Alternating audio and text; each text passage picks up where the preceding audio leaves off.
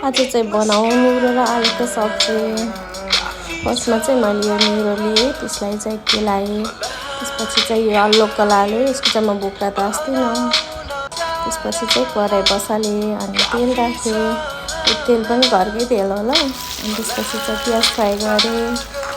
त्यसपछि चाहिँ मैले यो प्याजलाई चाहिँ गोल्डन ब्राउन हुने गरी फ्राई गर्छु।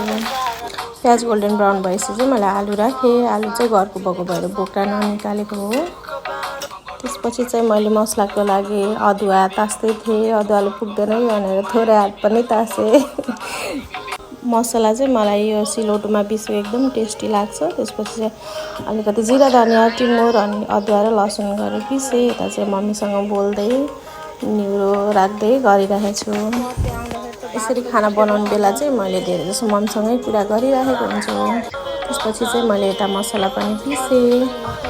यता बेला बेलामा चाहिँ निउरो आलु चलाइराख्नुपर्छ, फेरि पिठमा लाग्छ। त्यसपछि चाहिँ यति बेला चाहिँ मलाई बेसार मात्रै राखेको मनपर्छ, नुन चाहिँ म लास्टमा राख्छु। बेसार राखेर चलाइसकेपछि चाहिँ हामीले अघि पिसेको मसला राख्दैछौँ। मसला राखेर पनि एकछिन मजाले चलाउने, सब्जीहरू जताततै लाग्ने गरी चलाउने। पहिला चाहिँ म पिठमा मात्रै चलाएँ। मैले चाहिँ अलिकति कम तेल राखेको भएर चाहिँ पिठमा लागिसकेको रहेछ।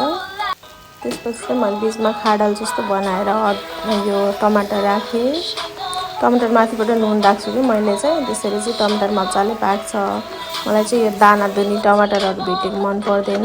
हेर्नु त छोपेर पकाएपछि यति मजाले लतक्क भएर पाकेँ टमाटर पनि। यसलाई चाहिँ मैले मजाले बिचमा खुड्छु पहिला, अनि त्यसपछि चाहिँ बल्ल जताततै लाग्ने गरी चलाउँछु। यसपछि चाहिँ मैले बल्ल जताततै लाग्ने गरी चलाएँ। मलाई चाहिँ यो यतिकै भन्दा रस राखेर मनपर्ने भएर अलिकता पानी राखेँ। पानी राखेपछि चाहिँ चलाएँ राम्रोसँग। त्यसपछि चाहिँ मैले छोप्दै चलाउँदै पकाउँदा यतिको देखेको थियो अनि एकछिन नढाकिकन पकाएँ। त्यसपछि चाहिँ रेडी भयो हाम्रो मिठो आलु र निउरोको तरकारी। यो वर्षको पहिलो निउरो खान लाग्यो, साह्रै मिठो भयो।